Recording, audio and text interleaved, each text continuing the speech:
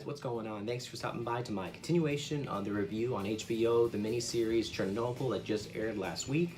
I just finished watching episode 2, Please Remain Calm. I have a few thoughts I want to share with you all.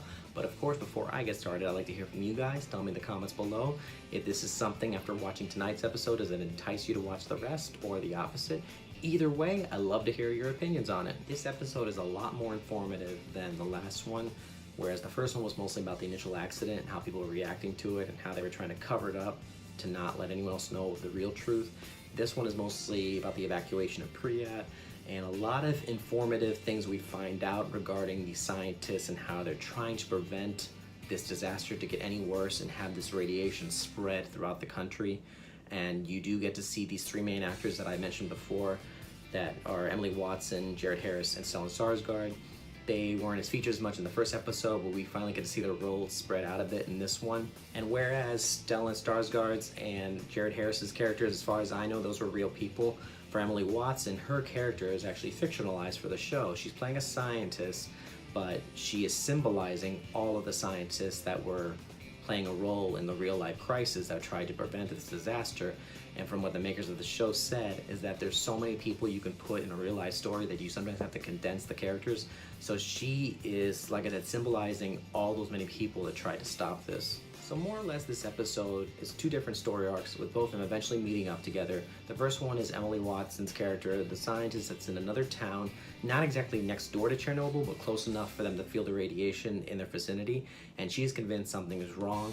She finds out that it's Chernobyl. She goes to Chernobyl to try to tell them that if they don't do anything about it, matters are going to get worse. And while that's going on, you have Stellan Skarsgård's character playing the deputy chairman of council who is told to go to Chernobyl. He brings along with him a professor who is played by Jared Harris. He is also convinced, just as much as Emily Watson's character is, that something bad is going to happen if nothing is done about it. So these are the two characters so far in the show that you are rooting for because you feel they're the only two that actually do something about it. They're the only two that are smart enough to know that if nothing is done, people will die, people will get cancer, it's going to spread all over the country.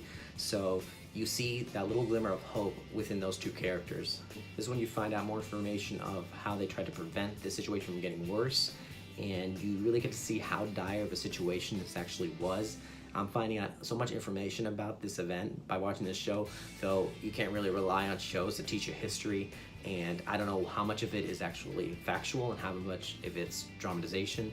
Though they do a good job of combining it all, it makes me want to actually look into the real life history of it. But it gives you nice insight on how much they sacrificed in this incident, and it was just a good episode for information and emotion. And speaking of sacrifice, there are sacrifices made in this episode. There was a cliffhanger once again at the end of this episode where we do see 3 individuals that are told to go into the Chernobyl factory, and they're pretty much told to try to figure out what the problem is, but they know for a fact they are going to die. And it was frustrating at the end because that's how the episode ends and you don't know what happened to them. Even though you know they're gonna die, you are still curious to see what's going to happen next.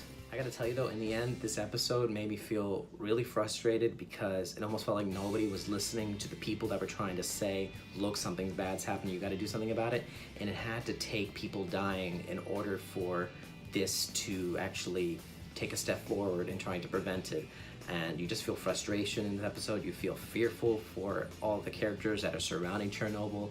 And there are the evacuation scenes where you see them all leaving Pripyat. And towards the end of the episode, you see the abandoned city to which we all seen on the internet of all those abandoned schools and the homes. And you see that recreated in this one specific scene. And it was just almost eerie to watch that, and it just felt so real, like you were back in 1986 experiencing all this. But hey, I'm still intrigued by the show. I want to keep on watching it. 3 more episodes left, so what's the harm? Tell me if you're going to keep on watching it too. Tell me if you agree with my thoughts, or if you disagree. Love to hear your opinion on it. I'll be back for the next episode next Monday with much more coming this week. Stay tuned. This is Rye the Movie Guy saying I'll see you at the movies.